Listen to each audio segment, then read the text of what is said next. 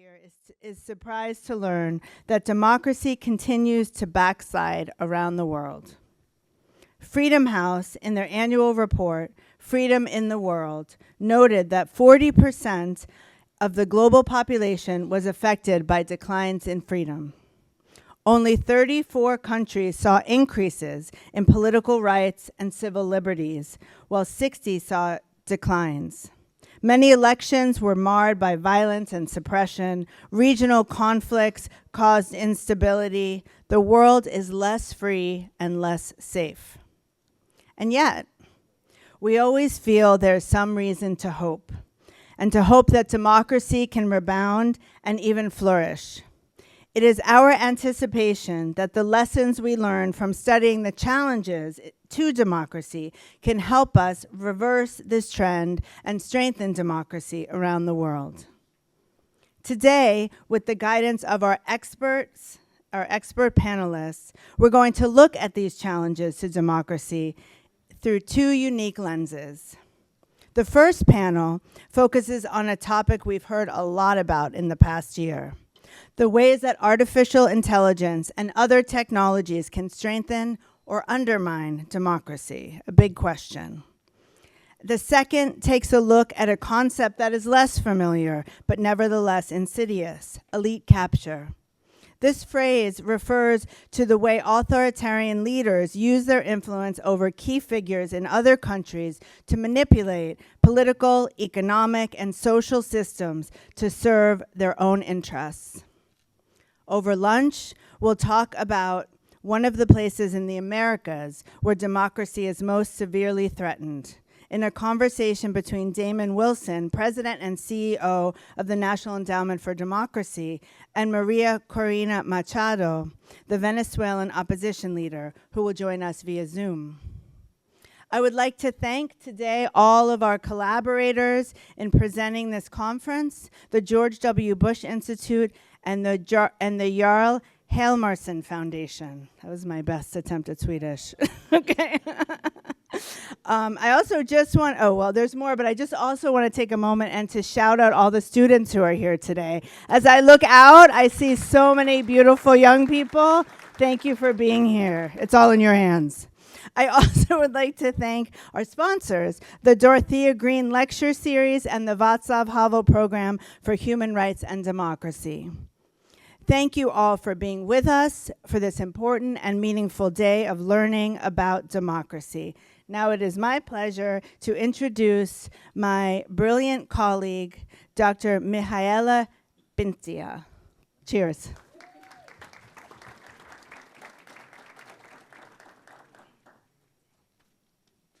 Good morning. I am Mihaela Pintia. Close enough. Associate Professor and Chair of the Economics Department at FIU. Shout out to the econ students. It is my honor to introduce the first panel of the Miami Conference on Global Democracy, where we'll be discussing the significant ways in which technology can shape and influence democracy. In recent years, we have witnessed how rapidly technological advancement can reshape our world. While new tools and platforms have the potential to improve our lives, they are also increasingly being misused by anti-democratic actors. When we find ourselves questioning whether a hit song is real or generated by AI, it raises deeper concerns. How can we trust the news and information we see online, especially when it plays a crucial role in shaping our choices as voters? The reality is, all too often, that information is unreliable. Technology has the potential to strengthen and even revitalize democracy. It can empower people by giving them the tools to build grassroots movements and create alternative democratic processes. At the same time, it poses risks. Each new platform is vulnerable to being used for censorship, surveillance, and the spread of propaganda, potentially undermining the very democratic values it could support. Our panelists today will discuss how technology is shaping the future of democracy. The panel will be moderated by Inga Trautig, a research professor at FIU's Jack Gordon Institute for Public Policy, and until recently, the head of research of the Propaganda Research Lab at the Center for Media Engagement at UT Austin. Inga, the floor is yours.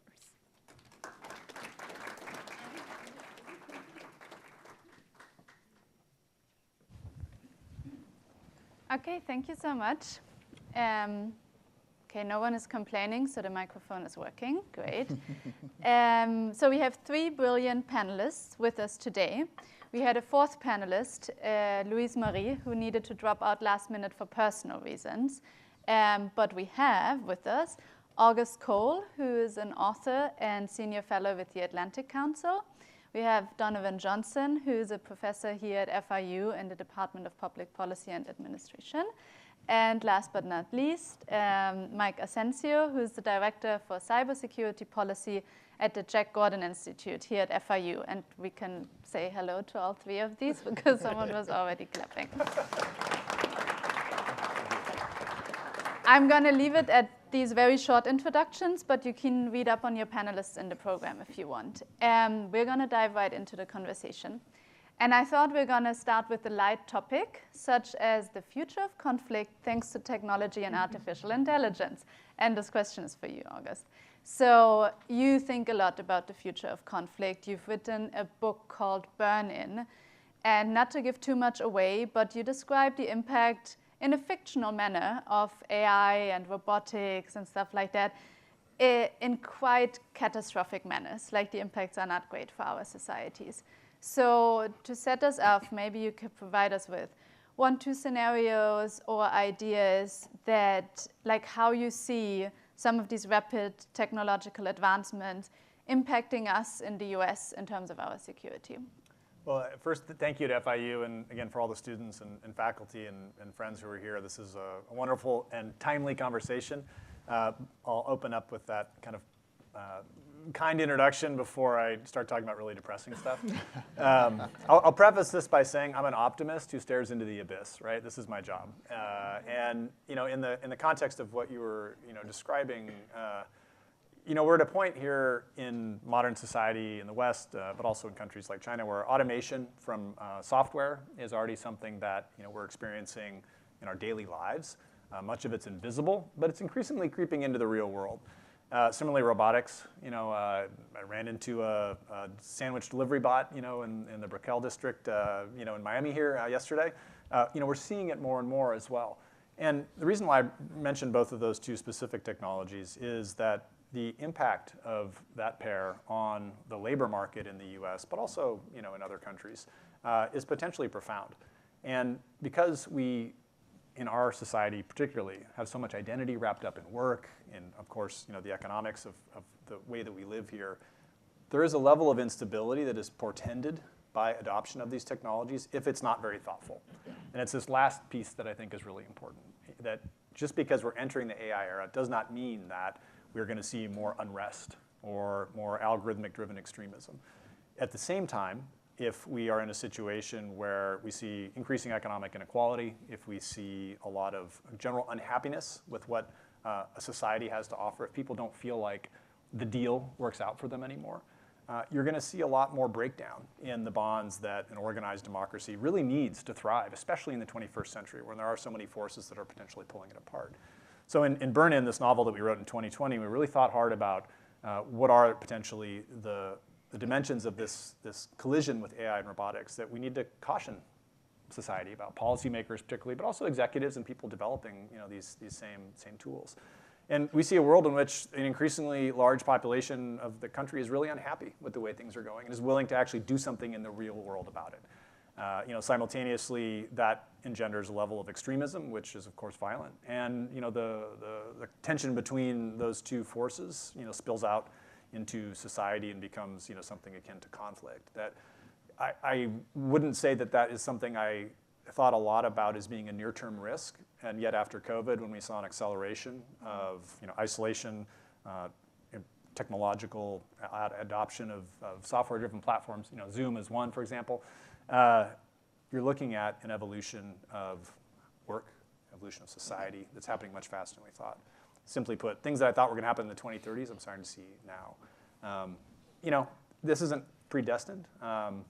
The Richmond Federal Reserve just did a study, though, and looked at chief financial officers and their plans with using AI to automate workers and their jobs, I should say, over the next year. And over 2/3 were strongly looking at ways to do that as part of their strategy. So all that to say, that's just yet another data point that this potential scenario that I'm describing, where there's a lot of political disaffectation and unrest, isn't as far out of the realm of possibilities I'd once hoped. Okay, I hope we got everyone's attention now. I think something that already rang through in some of your remarks, and I think that's really important when you think about democracy building, democracy strengthening it, keeping it, is like taking the people, like all the people with us. Yeah. So, Donovan, cyber resilience, maybe you can explain to us what that is and why do you think it's important, and how democracies through cyber resilience can be strengthened and technology could help with that? Thanks, Inga.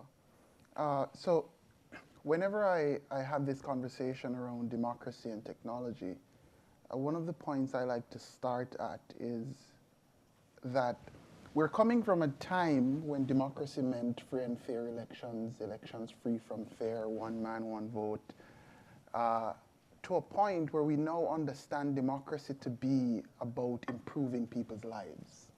That's the central mission of democracy, expanding the freedoms people have reason to value and enjoy, and giving people access to those freedoms so that they can improve the lives they lead. Now, if we accept that position to be true, that democracy is central to that, then we shouldn't struggle too much to understand the role of technology in that progress, in that project and that mission, that access to technology improves people's access to resources. It improves their access to the things that will bring value and meaning to their lives. It improves their access to the market, to commerce, to education, and all these things. Now, at the seam of democracy and cybersecurity and cyber resilience, cyber resilience is all about making communities, organizations more robust to engage in the digital space, so to speak. It's not just about technology. It's about giving people access to the knowledge and all the other resources that they need to safely and effectively engage in this digital world within which we live. Now, if what we currently find is that there are disenfranchisements of some groups and some communities where cybersecurity is concerned, we find that some communities are more susceptible to the downside of mis and disinformation because they do not have access to the kinds of reliable technology that they can use to be more resilient against mis and disinformation. And that access contributes to that lack of access rather contributes to democratic backsliding. Because if people don't have access to reliable information, what do they have access to in reality, right? If what we think we know is not true, then how we vote, how we make decisions around public policy, the things we agree on or disagree on, really is just a figment of random things happening rather than things happening in fact. And so we find that some communities are more susceptible to the negative effects of our engagement in technology. And most importantly, and this is the key point of the link between cybersecurity and democracy, governments have gone online. We've all gone online. And we are now offering public goods digitally. If the people cannot access those public goods digitally in a safe and secure way, then we are essentially compromising the ways in which they are accessing and engaging in their own citizenship. I was on a conference the other day in Colorado and someone said cybersecurity is citizenship. People's ability to safely interact with their government and engage with their governments in ways that they can be safe and secure, sharing their information online and so forth, is part of the ways in which they participate in their citizenship. And if we do not bring that level of cybersecurity upskilling and reskilling and communication to people, then essentially their entire exercise of their citizenship is compromised. And so governments need to be more sharply focused on cybersecurity, not just from, or cyber resilience, broadly speaking, not just from a governmental organizational perspective, but how do we improve our human population where cybersecurity is concerned so that they can properly engage with government and really, in meaningful ways, take part in what their citizenship should afford them. Yeah, I remember a lot of conversations several years ago now about digital citizenship being like the new citizenship. But I feel like I think it's really important for us to take that with us as citizens in a democracy, because it kind of just happened, but we haven't really processed it, and I don't think we have a digital citizenship. So Mike, I'm actually gonna have you level with us. Like, we're talking about strengthening or undermining democracy. And from my point of view, we've been hearing in the US in the last couple of weeks a lot about how technology, AI in particular, can strengthen our democracy. So can you sketch that out for us? AI, technology strengthening or undermining democracy here in the US, which ways could that go? Should it go? That's thank you for that again. And that's a great point to start at, right? Because a lot of times we talk about this, but we can't really make it as tangible as we want to, unless we pause and think critically on, well, how is it? Because whether you like it or not, technology affects you. Whether you own a computer or don't own it, it affects everyone in the world, right? And when you look at this, and the best way to look at it is from what does it look like, strengthening, and what does it look like when it's undermining it? And let's talk about that a little bit. What does it look like when it's strengthening? Well, you could see some examples of currently, something I find interesting with the current administration in this country. They started on X platform an account called Rapid Response 47. And that's the White House's answer to, well, we want to make sure that whatever messaging we're putting out, that there is one account you can go to and know that that is the official messaging that we're putting out, right? So this is not, because most people will not go to the White House website or an official, but they created there's a team behind that account saying, regardless of whatever the narrative is, you can always come to this account because this is the narrative that we are publishing, right? So that's a perfect way to say, here's what we're saying to combat mis and disinformation. That's one way you could do it. The other way, what does this look like strengthening democracy? Dr. Johnson talked about that.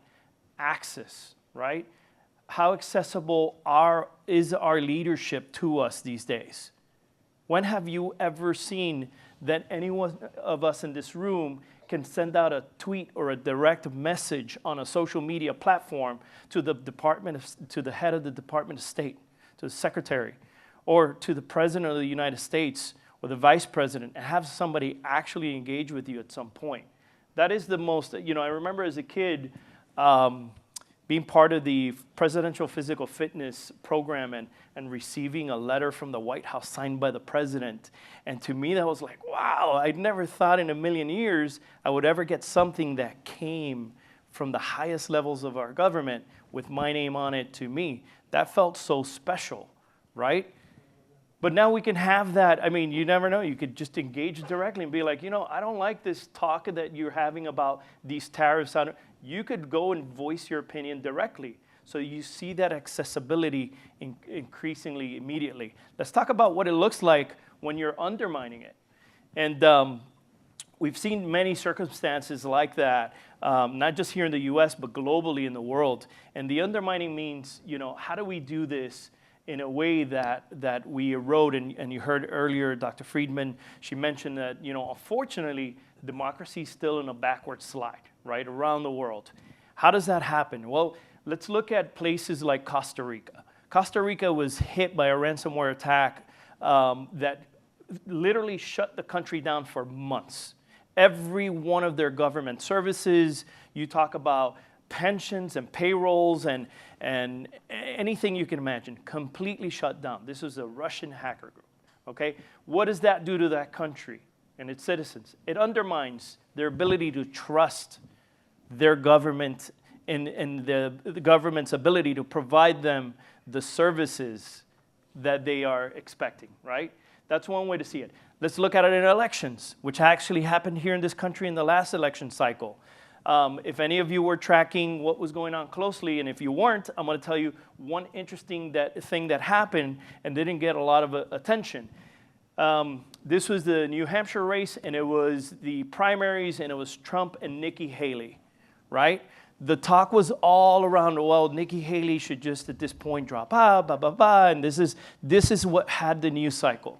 Well, something else was happening and happened during that particular race at that moment. And I'm sure, does anybody here know what it may have been? I think you're going to tell us. I am going to tell you.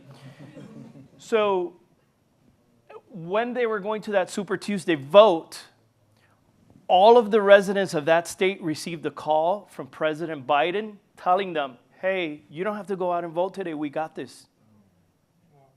Okay? Did you all not track that? So what did they do? They used AI to take President Biden's voice, reduplicate it. They used what they currently use now, robocalls, and just robocalled everybody in the state, every voter, every registered voter. You know, and so what does that do? That undermines. That's how you undermine a democracy. That's how they're using AI and these kind of things where you don't see it. But look, that disenfranchises a lot of people. And some people may have been excited. Wow, I got a call from like President Biden, like a recorded call to me.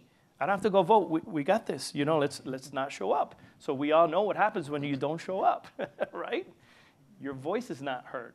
You know, and those are instances where you look at these things and you say, you know, this really, it affects us all, and the problems to us in the U.S. are not unique. These are problems that also our partners abroad are experiencing as well, because in the same ways, and you've heard some about, you know, the mis and disinformation campaigns, it is very difficult to combat that. 'Cause typically, in these scenarios, it's whatever story gets to us first is typically the story that's going to stick. Whether that story is true or not true, that becomes the leading story regardless. It's so hard to come back and change that narrative, and that is something that through technology, these nefarious actors have been able to leverage the fact to beat us to the punch, to beat all of democracies to a punch in areas and in items that they may dislike. I'd like to pick up on a point you made just now, Mike. You said our voice is being heard, which struck a point I've always discussed, which is in the conversation around how technology, in this instance AI, can fetter democracy. One of the scarier parts of that conversation is the ways in which we think we're using technology like AI to improve democracy when it really is achieving the opposite. And that is the most problematic part, when we think we're actually doing it. And take AI, for example. One of the parts of the conversations that I don't think we have enough is how we use AI in the production and the delivery of public service, and the potential for that use and utility to disenfranchise some groups at the expense, or give some groups an advantage at the expense of others, right? When we think about, for example, how AI models are trained, and the data sets that train them, and how that can lead to biases in how some groups get and some groups don't, and how AI models that are used to what we think to be enhancing democracy and enhancing public service delivery is quite literally disenfranchising some groups. Mm-hmm. And that becomes problematic because it's not our intention to disenfranchise, but it ends up doing that. And because we think our intention is noble, we think the product will be noble when it's not. And if we're not tracking that in a real way, we will not realize until later down the line that many groups have been disenfranchised by our use of technology without us knowing. When we think about the voices and how some voices get lost entirely in how some AI models are trained, for example, that becomes very, very, very problematic if we are not researching that in a very, very intentional way. And by no means at all am I opposing to AI. I've always said AI will not take your job. Someone who knows how to use AI will, right? I'm all for the expansion of technology in public service delivery, but it must be done in a very thoughtful and intentional way, and being seized of the fact that we cannot be too technologically deterministic. Technology will not solve all our problems. It is not a panacea. It comes with many drawbacks and many faults, and we should have those front and center of mind when we make the choice to utilize technology in democratic institutions and in the delivery of public goods and services. If I could just tail onto that. Okay, I do want to push you on one thing as well. Please, But we're going to do a quick poll now, because while you were talking a lot about how AI can be used in the wrong ways and like implied, etc. But I want to ask you, and I'm going to ask all three of you and then the audience, and there's only a one-word answer allowed, and it's binary, yes or no. Is artificial intelligence neutral? Yes or no? No. No. The technology itself, Your turn. artificial intelligence, is it neutral? Yes. Yes. Mike? No. Okay, we have 2 no's, 1 yes. Okay, now everyone raise their hands who think artificial intelligence is neutral. I don't know answer. The quantum answer. You know? Okay, the panelists were not allowed, I don't know, but the audience is. So yes, I saw a couple of hands, like there are folks who agree with Undermining, yes. Okay, no. Majority, and then I don't know. Is a couple. Okay, I think also as an academic I should have added it depends, but I really wanted to push you guys. And I would like to hear from everyone why they said yes or no, but I'm going to allow you guys a 1-2 short. Please answer why you said no, why you said yes. You know, any AI technology, and maybe I'll back up and put my quasi-academic hat on, even defining AI is really hard. Like, what is AI, right? That's really important to always bring to any conversation about it. But I would say that any AI capability, even in its discrete, software, is only as good as the data that feeds it. Every single data set has implicit biases and trade-offs that the people who build, organize, steal, shape, create those things. Therefore, the technology, that's why I think it's not neutral. Yeah, I was just trying to play devil's advocate. Yeah. But to be fair, and going back to the same point, I believe that the technology itself is neutral. It's the motivation behind it that drives it, that causes it to have bias. And so if we train our models well, even though there's almost no perfect scenario, but if we're striving, if we think we're perfectionists, then we are at fault, right? And so the technology in and of itself, my view, is neutral. The players and motivators behind it give rise to bias and give rise to ways in which the technology might then exacerbate existing biases and widen certain gaps. But the point is well taken that it's hard to get perfect data sets to train models, but then we live in a world that is inherently imperfect. So, yeah. Mike, do you have something to add? Yeah, we want perfect data.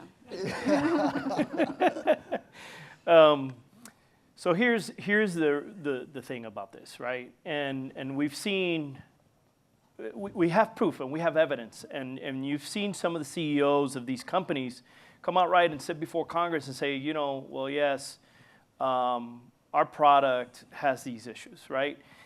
And honestly, all this AI and machine learning data is, who the weakest link is? It's us. It's the human who's feeding the data into these things, right? We're not perfect by nature. We're perfectly flawed, right? And you exacerbate that by looking at some of the let's see, we don't have to be so polite about this, but some of the leanings of a lot of the people who are in the technology world, if they're liberal leaning or conservative leaning, and then those biases work their ways into that, right? And I'm not saying that it's right or wrong. I'm just saying what I would like is just as much as one side puts that effort and bias into it, let the other side have the opportunity to do the same thing so that we could find that neutrality organically, right? Because it does help to have different perspective, different size, and organically then maybe arrive at new or different conclusions, right? But there's another thing at stake here, okay? And this is the real big one. There are nation state actors because the more data you put into these systems, the more these systems use that data to recompute and reformulate what they're giving us, right?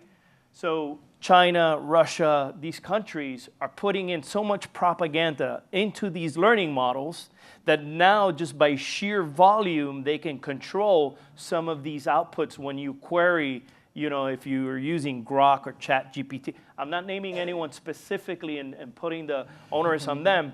They're all a victim of this. Any GPT language model out there, there's so much information being fed to them. So if I want the narrative to read a certain way, that if you query your Gemini, your Google product or whatever on, hey, why is Russia not like friendly? Or no, yeah, what are you talking about? Look at all of this in here, good stuff about Russia. And you saw this early on with OpenAI's ChatGPT, right? You could ask it to tell me something bad about President Biden. Oh, no, how dare you? Tell me something bad about Trump.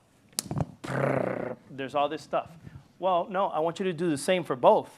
You know, tell me something nice. It wouldn't even tell you something nice about Trump, right? So that's how bad that was. Imagine that on a global scale from a nation state saying, you know, anytime you query North Korea, I want that person to say, they're not so bad, to really second guess everything else they've heard, right? So that's why my answer is that. Okay, so I think for like kind of the second half of the discussion, I want us to broaden our view, like from the US even more into the world. Let's look at the global stage of democracy, etc.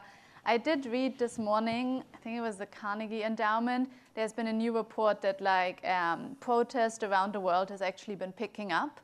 Not in the US, but in countries like Turkey. And we will have the luncheon conversation about Venezuela. So I'm just trying to like already be picking out these glimmers of hope, basically. And I think, no, I know if we had this panel in April 2011, the vibe would have been so different. Like we would be cherishing and cheering on social media and how it can bring thousands of people on the streets and bring dictatorships to fall. And I mean, that is 14 years ago now, which for us feels like a longer time, and the arc of history is actually really just very shortly ago. But Mike, maybe, could you bring us some glimmers of hope of like this year or like the last few years where social media, other technologies were maybe strengthening democracy, but at least like being there for democratic resistance and pushback? Absolutely. When you can get a 20-year-old to use their AI to find millions of dead people on our Social Security payroll, that's a super win, right? Think about that, right? These are things that are out there, and you look at that, and it's because of our ability to leverage some of these technologies, we can go in and look at things and make them more efficient. We can make processing. I mean, the fact that to retire out of our government system takes, you know, literally it was taking somebody, you got to send somebody to a cave somewhere, pull a file, and eventually, you know, that takes months. Those kind of things, you look at it, and there is hope when you could implement this, and perhaps maybe, and this is no secret, governments are typically the slowest moving things out there technology-wise. You know, by the time that something comes out, we, the people, have access to the coolest things first, and you're like, well, we automatically presume that, well, you know, the DMV, if I could pull this up this quickly, the DMV should be able to get me in and out in 5 minutes. We know that's not true, right? So when you look at that, there is that hope because there's the accessibility part too, right?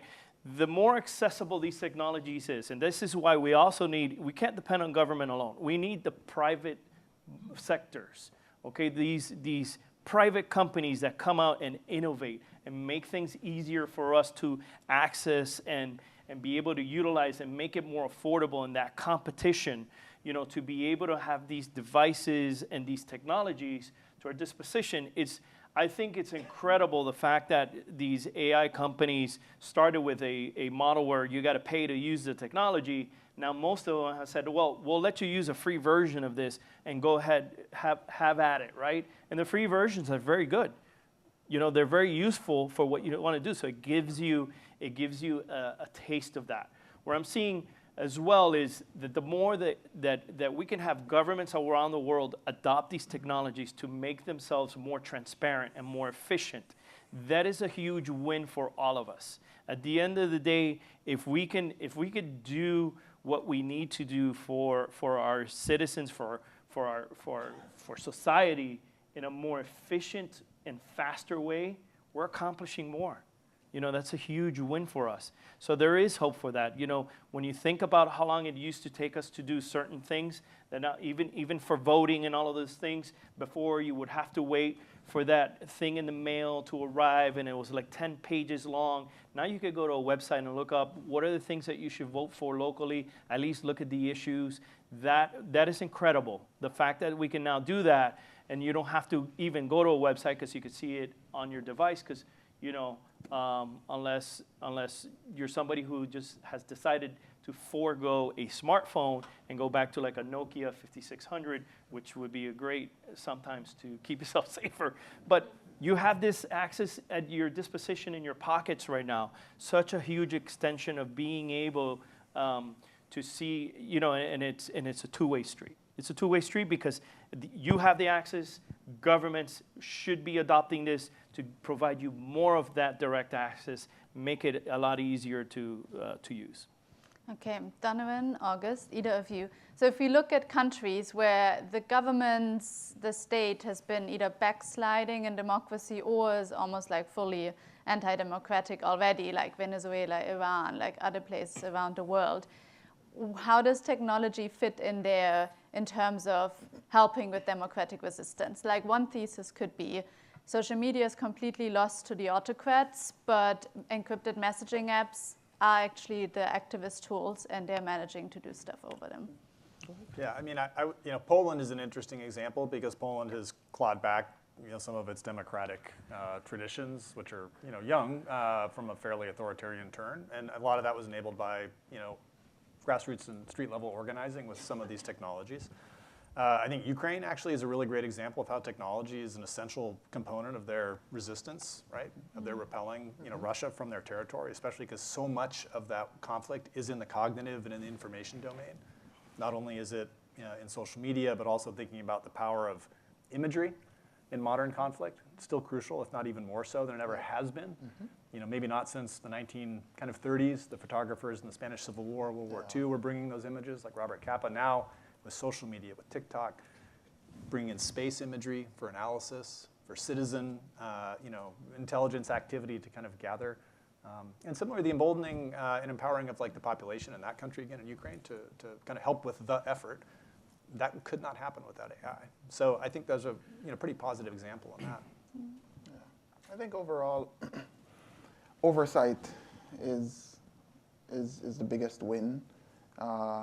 And oversight in the sense that the citizens are now participating in oversight and can therefore effectively bring knowledge, information to bear in how they hold their governments accountable. And governments can no longer or are less able to hide behind misinformation and disinformation when technology has catalyzed access to information and therefore has made each and every citizen who chooses to do so an effective point of oversight. So I think from that perspective is one thing I'd add in addition to everything. There was definitely something we saw in Venezuela. Oh, certainly. I would just add one more thing, and this is to the comment earlier about when you're using the large language models and they're free, that applies to any consumer technology, especially those that have AI. And I say this with the perspective of someone that's worked since the genesis of the internet economy in the mid-90s, that if you're not paying for the product, you are the product, right? That's not my aphorism, that belongs to someone smarter than me, but the point is, it's always important to remember where you fit into the value creation of any one of these algorithms, of any one of these companies.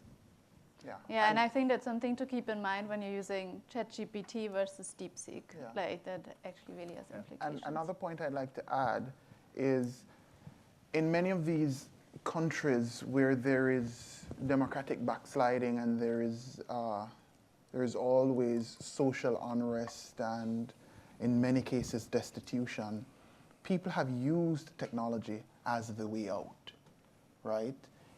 They have enabled themselves to become, they've put themselves in the marketplace through technology, through open source technology that's available, that you can now take any OpenAI's source code is open source. And we've seen many young people take that and create products and make a life for themselves, right? And so when we talk about democracy and improving the lives of people and people's access to commerce and people's access to the market and people's access to resources that can improve their lives, we see technology as a tool that persons have used, especially younger persons, have used to their advantage in that way. And I think that's also one of the angles that we don't talk about much when we talk about democracy and the role of technology, because we're always focusing on the political variables, right? But there are also economic ones, right? And how people have also used technology to let their voices be heard in many ways, right?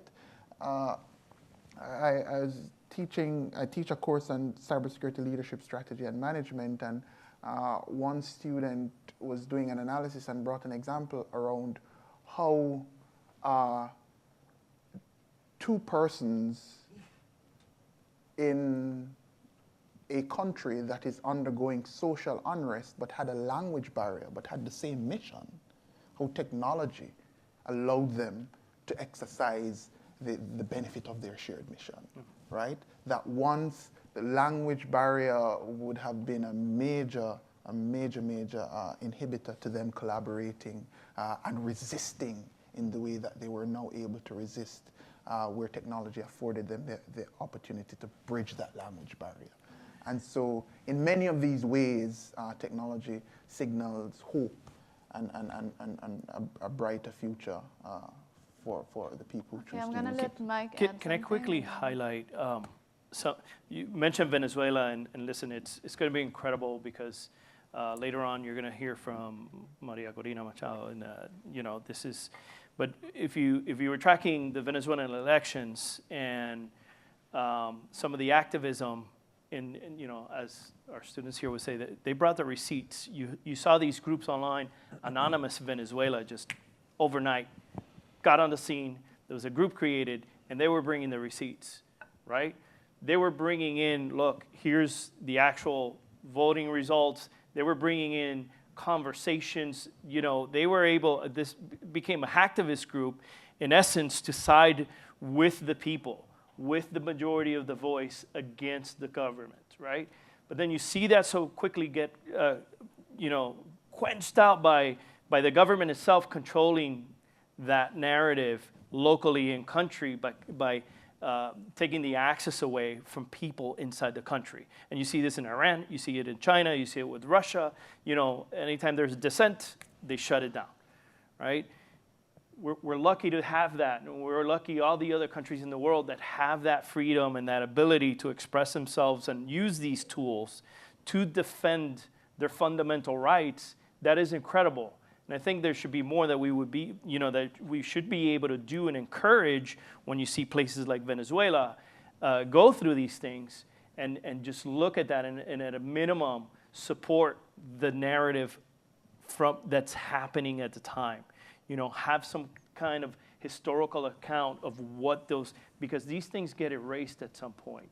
When it's not convenient to whoever, to the party that wins, whatever narrative was not convenient, they're going to erase whatever narratives they can. We've seen this throughout history with the invention of the very first technologies of paper, right? And papyrus and putting things to print. So I think that's critical for us to take into account. Yeah, support that narrative. And I want to underline one point that you made earlier. Like often private stakeholders need to come in or should come in and support, like with domain fronting, making more VPNs accessible, like other things. So, and often these private companies who are the strongest and have the most capacities are actually American companies. So people around the world can use that. Okay, I have 2 more questions for the panel, but then we should have like at least half an hour left for discussion.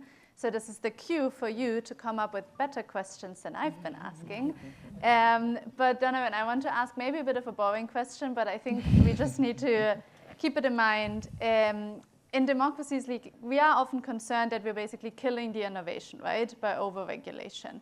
But what is like regulatory guardrails that would be really important to kind of like, you know, to kind of like have the positive potentials of technologies, artificial intelligence flourish, but like reining in harms? Yeah, that's a tough question. And it's tough primarily because from our experience, we've seen many governments try different blends of this mix. And the reality is that it's very culturally specific, right? And in some cultures, you need more regulation than others, or in some geographic spaces, so to speak. But the universal thing is that overregulation kills everything, and we would not want overregulation, but a lack of regulation leads to the same output or even worse, right? The same outcome or even worse. A risk-based approach is important, and when we take a risk-based approach, the governments that we've worked with over time and space shows that you look at the risk of overregulation and you look at the risk of underregulation, and you try to balance those, and you try to put people at the center of things. And in putting people at the center, we find that multi-stakeholder engagements are the best way to go about that, right? Ensuring that you have the voices in the room at the decision-making table that can tell you when regulation has become too much or can tell you when it's not enough. The governments that have tried to legislate or shape policy around technology use in public service delivery on their own without collaboration are the ones that fail at it and fail miserably, right? And so the people have to be involved. The private sector has to be involved. The government certainly has to be involved. International organizations, right? Players at different level, non-governmental organizations who do work in the advocacy space and who are a very important part of the democratic process should also be involved.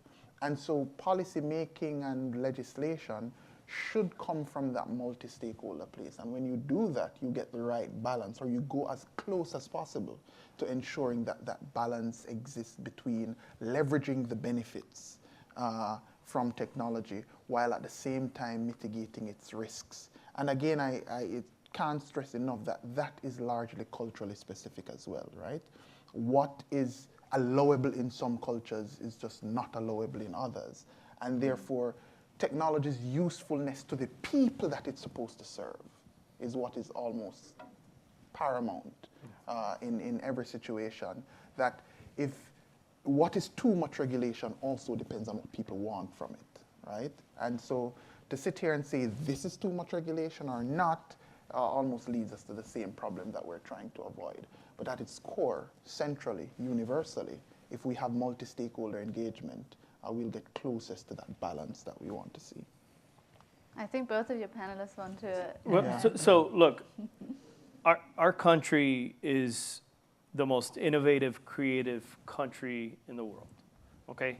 And if you think about some of the most incredible things that we've come up with, none of them were regulated at one point where we created it. When you have the tinker in the garage who's working on virtual reality goggles and, you know, Oculus, that's a teenager working on this thing in his garage. There were no rules saying, so imagine now when you put in rules as far as those materials that you would need these days to build something like that, create something like that, recompose something, you know, using different technologies out there, that really sets us behind, right? And we get to a point where where we regulate to the point of being anti-competitive. And you're seeing, a lot of that. There's a lot of talk around how do we roll some of these things back, because we may have had good intentions, but now because we regulated this or we imposed these kind of restrictions, now not just anybody can come and innovate the way we should be, because by the way, these rules and these regulations they're only made for the people who actually follow them, right? Because the people who don't follow them and who don't care about them, they're going to continue to innovate in all of that. And sometimes even our own people will go to those places to be able to do, because they will have the freedom to do so without restrictions, right? I'll give you a perfect example from a military point of view, like a defense. Can you think about how unpopular it is if we have that discussion? And we need to be having, these are the hard discussions. AI robots that can go and depopulate a person. Depopulate, kill a person, right? I could program this AI robot to go and kill somebody, give them a picture, find this person, and take them out. Ooh, that's not popular, right? We should have a rule that Mike in his garage cannot create that robot. But guess what? There's entire nation states creating those robots, right? And then it goes, not only should Mike in his garage not be able to do that, but us as a country, why are we going to be? No, that is crazy. You understand? That is something that you think about and you say, well, a lot of times you got to take this into hand. They're going to, a lot of technologies are going to be good and created for great purposes. That doesn't mean that there's not going to be somebody out there looking to, for some bad intention doing it, right? So then that's where you get these regulations and, oh no, AI, remember, AI is going to kill everybody. AI is going to take over and, and potentially, and I don't know, maybe not. I think there's hope because of us, the human, and there's a lot here in August. This is probably more like in your realm of the area in AI and the potential and the capabilities. And I like to toss that back to you because I think fundamentally, socially, that is something that we've seen. That narrative drives so much. It drives fear, right? It drives fear into then having politicians say, yeah. No, we can't have powerful AIs here, or we should do something about it. Yeah, I mean, the conversation about AI is constantly anchored in the 1984 James Cameron movie, The Terminator, which is, my dad took me to that movie in a theater when I was like 10, and I don't know why he did. It's a pretty violent movie, but maybe that's why I am the way I am today. The democratization of really destructive capabilities and technologies, including AI, but also technologies enabled by AI. Mm-hmm. So I would say bio and gene engineering would be one that can scale almost like software with the help of AI, with potentially global catastrophic consequences. Different than the institutions or governments that create, say, nuclear fission to weaponize it or use it for fuel and energy. We have now to the point of the tinkerer, mm-hmm. Who could be in a nation state, could also be in a terrorist group, having these capabilities. And so I think we have to be clear-eyed about that risk, but also not overreact in terms of policing and enforcement. Similarly on regulation, we have to have an innovative economy that can transcend, I think, the capabilities of any other country. That's how America persists in the 21st century. What I think is interesting on the industry side for the US, at least, with the companies that are developing many of these technologies, and you're seeing a new wave of defense-oriented robotics and AI companies, which is, I think, really important because, as Mike said, China particularly, but Russia, are developing real capabilities. Is what kind of corporate culture do we want for those institutions, right? They're small companies today getting bigger. And we haven't really seen it in the traditional social media companies, a culture of accountability, of transparency.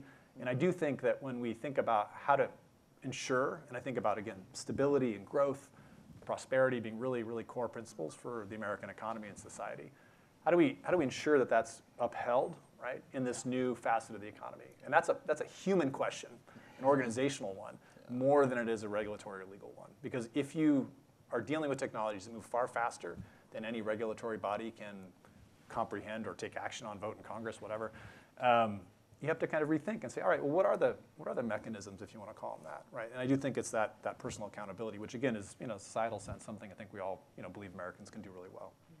I heard Mike say earlier as well, he believes in the good in humans to some extent, so I'm just going to take that. And then I think let's move to the Q&A. I gave you all a heads up earlier, so I think there should be plenty of questions. Do people just stand up, or do they need a microphone? Okay, we do have a microphone. I think we're going to collect 2, 3, and then let's see. Okay, I saw this hand. Hello. Could you quickly say your name and just introduce yourself, maybe? So, I'm Jordan. I'm a student here at FIU. Is this on? Oh, you can hear me? Yeah. Right. Yeah. So, I want to develop the conversation more on like ethical, but also I think you guys touched on the fact that like it's more about who has AI than AI itself, even though there are biases, as you said. And then there's this joke of like an AI telling the humans that like, you're so worried about me becoming evil and not the evil people having me, right? Is there any sort of way to prevent evil people from having AI? Because it's like, I don't see a way. So it's like, is that reason to kind of disallow AI, right? So that kind of like, how do we prevent it from going into the wrong hands? And kind of like a subsection of that is the AI itself, right? Which is, because I come from a computer science background, so it's kind of like trying to prevent bias in AI. Not that it's easy, but I can kind of see how that would work. And that's just a matter of like putting our heads together. But the evil problem of like, who has AI, right? And it's like, I'm kind of worried it's almost concerned like into an arms race of like, oh, who has better AI, right? And as you said in cybersecurity, it's like, you can take down a whole country with, and like a DDoS attack, right? So DDoS is when you like overflood the servers and then it functionally, maybe not destroyed, but it functionally becomes unusable. So things like that. So it's like, the tools are growing. Right? Okay, and how can we prevent who gets it? Great. I'm going to get a second one. I saw, okay, great. I also see some women putting their hands up because I'm outnumbered here. I'm actually going to now. Can you hear me? Yep. Mm-hmm. Yeah. My name is Emily. I'm a grad student here at FIU. So this question goes to you, Mr. Cole. So you mentioned AI and its effect in the labor market. So AI, from what I know, it depends on pattern or it depends on recognition. So I also heard that it targets jobs, such as legal clerk, data analysis, all that. But these jobs are also entry-level jobs. How do you think this would affect recent grad students in the long term? Okay, let's answer these two. Mike, do you want to answer I'll take a shot at the and first then one. August? So, look, again, this chair, this table, all of these things serve a good purpose. What's to stop anybody from using these things as a tool to hurt somebody else, right? So that argument of should we limit this from the wrong hands? No. What we have to think about it is, should we put more of this in the right hands, right? Because it's going to get into the wrong hands. And inherently, there are people who have it and who have the access. And yes, we need to be worried. But at the same time, the more accessible this is for everyone else, the majority of the population who want to see good done with this, that is the best way to combat those instances, right? Because you've seen, the same way terrorist groups have gone from using just about any vehicle they could get their hands on and hurting or killing mass people, in public places and those things like that. So should we be banning automobiles? No. This is, unfortunately, it's kind of like the world we live in, and these are the things that we have to deal and contend with. But the more education, the more aware we are of these things in the ways, because that's also the other part. We need to understand, just the same way that this serves a good purpose, how else this could potentially serve a negative purpose, right? And the more we understand those things, the better we can secure our public places, our carnivals, our festivals, or our workplaces and our computers and our things. And that's the way to really combat that. Because unfortunately, it'd be so unfortunate just because of a few incidents or a few bad things that happen to take away perhaps solving all of these incredible things through bioengineering, solving diseases, and all of these things using some of these tools, right? I rather have our chances in that than not having an opportunity to solve some of those major problems. Okay, now August, it's on you to give really invaluable advice to our grad students. Before August goes, Please. can I respond to We have so many questions. To Mike? Yeah. One small Okay, one one sentence. small sentence. I tend to disagree with Mike a bit on your thesis, Mike. I don't think it's possible to really keep technology and its innovation out of the hands of people, right? Or fully do that. But I think we should endeavor to. Someone should not have the ability to shut down our university or our government with a stroke of a key, right? And to the extent that we can do that, we should do that, while at the same time also focusing on putting the right technology in the hands of the right people. So I think we can do both at the same time, and regulation helps us to do that. Again, too much regulation is bad, but to the extent that we can regulate and innovate at the same time, we should strive to find that balance and probe it best. A bit more cautious approach. Okay, now. All right, job advice. You know, the question you ask is a really pertinent one, because in software coding, you've seen already how capable many of the tools are that you can use for free, right? In plotting out a career, you know, in 2025 and thinking, what will I be doing in 2035 or even 2030, is harder and harder because we don't know the pace of adoption of some of these technologies. What I would say is that being incredibly passionate about something that you can use technology to get towards, whether it's a form of public service, say national security, whether it's education, whether it's healthcare, that's crucial from like a just personal sense. You know, the things that will get you through the hard times in your career. And I know this, and I've had a lot of zigzags in mind, so I say this with you know, a lot of heart. If you were really trying to future-proof, you know, a person's career, I think the fields that are extremely, like quite literally hands-on, are going to be really important. There are parts of healthcare that are like that, but not all. There are parts of public safety that are like that, but not all, national security. Pulling back, you raise a really interesting point in this, is that we have agency in how we use this technology, and we often forget that. That book, you know, that I mentioned earlier, Burn-In, is all about this question of what choice do we have to live in a future in which, fill in the blank with AI and robotics, that we're being fairly conditioned to believe that all this is predestined, that all this is certain. And of course we have choice. People who run companies have choice, people who run our country have a choice. You know, we all have individual choices in how we embrace technology and use it. So all that to say that the world in which there are no jobs coming out of a four-year institution, which would be incredibly destabilizing for our country in the West, we now know that doesn't have to be that way. But we have to have a civic conversation about that, because it is linked to questions that we're all dealing with today around democracy. It is linked to questions of security. You know, the idea of being able to think through a world, imagination, I think is linked to that question, especially at a leader level, just like it is in the risk level. If you can think of the bad stuff that someone could do with AI tools and be clear-eyed about it, you can better prevent and counter.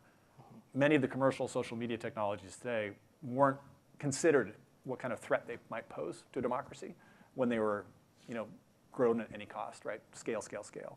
So I think we can not make some of those mistakes again. That's my hope. I mean, some of the stuff you guys were saying, and Mike, I'm sorry, I'm going to cut you off. No, it's for August, and I think it would finish, but because I would love you to touch on something that you did earlier or late last year in relation to that particular one, but go ahead. Okay, so a lot of what you guys are saying actually reminds me of our nuclear weapons debate that we had a couple of decades ago, right? And there are other things that, like, we have nuclear weapons right now, and thankfully we haven't had a nuclear war. So I think that carrying some of these thoughts and like all of the other things that play into it, like people, but also nations, incentives, etc., might actually also be helpful for some of the doomsaying. But I really want to take more questions, and we have until 12:30. Can someone confirm that? Well, we get the question, August. 12:30, okay. August last year led a workshop on using AI, and you guys presented, and I don't, you know, I want you to talk about that really quick, because it's such great. And you guys posed, rather than us asking AI stuff, turning that on its head and using AI for our advantage. Yeah, I mean, I'll just quickly say, so I'm a writer, and, of course, that job potentially is completely automatable. I mean, you can certainly write a novel with ChatGPT today. It's not writing at the level of where I'd like to think I write, but it can get there pretty quickly. It might be next year, the year after. One of the ways to use that tool today is rather not to say, hey, write me a novel like August does, but rather to use it as almost like an editor that you wish you had, to be able to say, where are the flaws in my argument? I mean, this is where I think there's valid use of these models in academia and my own nonfiction writing, which I'm struggling with the more I write fiction. You can create a persona in many of these models and say, act like you're the editor of Foreign Affairs, review this essay, figure out what's wrong with it, what would you change to make it a successful submission? It's an invaluable turning of the table of sorts on that tool so that it can actually become, rather than a threat to you, but rather something that enables you. So thanks. Okay, so one question from this side and then one question from the other side. I think a microphone is already in. This on? Awesome. So hello guys, my name's Aiden Papke. I'm a second year international relations student at FIU. And I first wanted to just thank you guys for coming out here. It's been a really interesting discussion so far. So a lot of you guys have mentioned how increasing access to technology and just increasing the general public's savviness in utilizing technology can help prevent democratic backsliding. And I'm curious how you'd respond to the counterpoint that many might bring up about cases like the Cambridge Analytica scandal with Facebook or just TikTok in general, putting hundreds of millions of people's data in the wrong hands and potentially utilizing those data points to contribute to democratic backsliding. Okay, great. And then, like in the front up here, could one of you decide who? No, over there are like 3 hands. I'm giving some democracy back so that I don't make all the decisions. No, is it? Hello? Oh, Yes. Okay, good afternoon. My name is Kat. I'm a 4th year FIU student here. And my question is, how can the government work with civil society groups and other groups of the sort to both incentivize the good behavior and the good use of AI and these like software models while de-incentivizing the bad use? And very specifically, what do those policies look like? So we're going back to human behavior, like how can we incentivize and de-incentivize? Does someone want to take that? Sure. Mike? There's who's doing the first one on? I can grab that one. Yeah. Okay, so August will do the second. Yeah, I mean, the future of warfare is very much being shaped by what you're talking about, right? The targeting of individuals at scale algorithmically, so that you're able to shape an entire population in its sentiment, its emotional feeling, its neurology. At that level, you're engaging algorithmically. That is literally the thing that keeps me up at night, and kind of the weaponization of my kids is what I call it. And to me, it is something we are woefully underfunding, under-prioritizing, and our adversaries know it is one of the most highly effective investments they can make in destabilizing their opponents. And we've seen those campaigns conducted here. They conduct them in other countries too. And the more we can take that seriously, to really think it through, the better secure we're going to be. And then to tie into that, on the what do those policies look like? So, I have the privilege of working with a lot of state and local municipal leadership on some of those very same questions. Giving them the gist of it all. And really, when you look at this, okay, it's so all of this technology stuff. The issue is not the technology. The issue is a human issue. Okay. It really, the gap is with us. It relies within us. And how do you address this is it's what we call cyber hygiene, right? Understanding, having the education and awareness of where the issues are and having good cyber hygiene, which leads to policies. If we don't enact those kind of policies within our workspaces or our social convening spaces and those things, and what do those policies potentially look like? Some of them could be very basic. Simple things as saying, well, if you're here at FIU and you're a student or an employee and you have access to our computer systems and you find a USB drive in the parking lot on the floor, don't come in and plug it into something here, right? There should be a policy around that because you don't know what's on that drive, right? And you're looking at also, and these are cases where you're seeing in a corporate America, Samsung had 2 employees using ChatGPT and put some proprietary code on ChatGPT, and then it was found out in the wild. So Samsung didn't have a policy around that. And what did they do? They created a policy rather than say you can't use it. Here's the policy. You could use this version that we're going to allow you to have access to. So rather than discouraging their employees from doing it, there was a mistake made, right? Now they're encouraging to use it the right way. And it was that. It was that, hey, let's educate us as a company because these things are proprietary to us. We don't want it out there. This is our intellectual property. But at the same time, let's find a way that we could still incentivize them to use it. Why? Because they understand that fundamentally, these employees are going to be a lot more productive and get a lot more done for them, right? And it's the same way in any other organization. If we can enable that, and those policies should look that way, where you incentivize, I think it's more important to incentivize positive behavior than it is to disincentivize via negative, right? So operant conditioning, human behavior, if you have a positive response every time, people are going to react to that. That's why social media is so good at what it does, and why people are so addicted, is because it's giving you positive reinforcement on stuff that maybe it shouldn't be giving you positive reinforcement on. Okay, thank you. Okay, one more question from over here. Here. Can we get one in the back, maybe?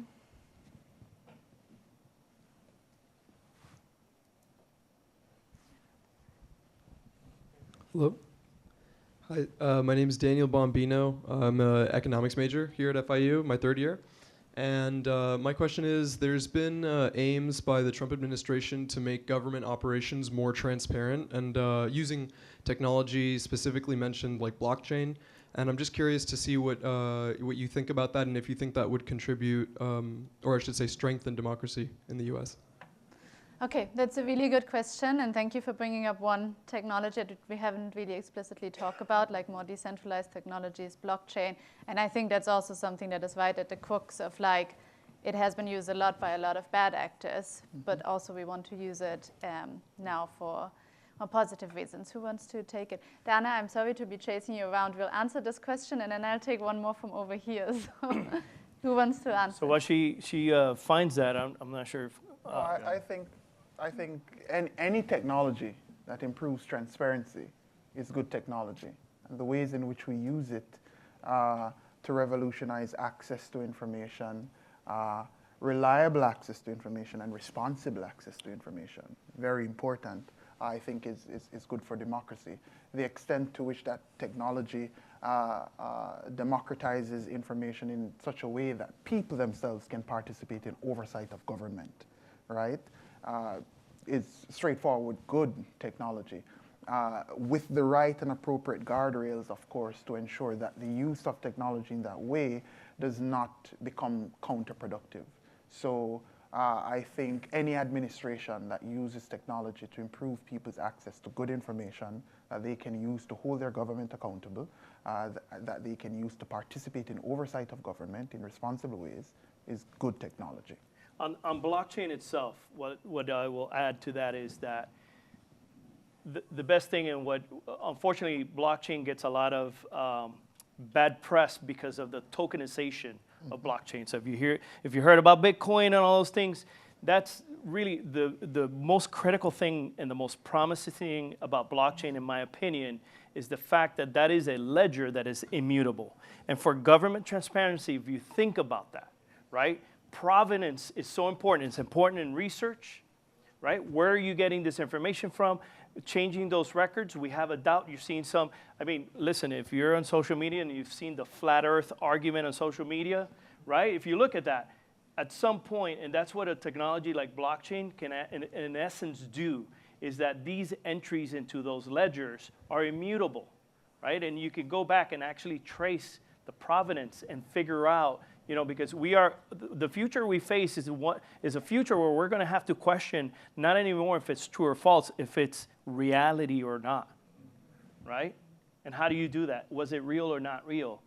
Blockchain is a technology that has the potential to be able to enact that, you know, not just for us, but for anyone around the world because of its immutable nature. If it's being run that way, because there's other issues when they say they're decentralized and they're not. You know, there are blockchains that the majority of it runs on Amazon web servers. You can't call that very decentralized, okay? I do need to burst the bubble a bit because you painted a very positive picture, but we have an entire state on this planet that is financing and simply surviving because of the immense amount of cybercrimes and their payments in like a block-based technology, like North Korea. North Korea is only surviving because they get so many ransom payments and millions from around the world because they're really good hackers, and they get those usually in Bitcoin or other similar currencies.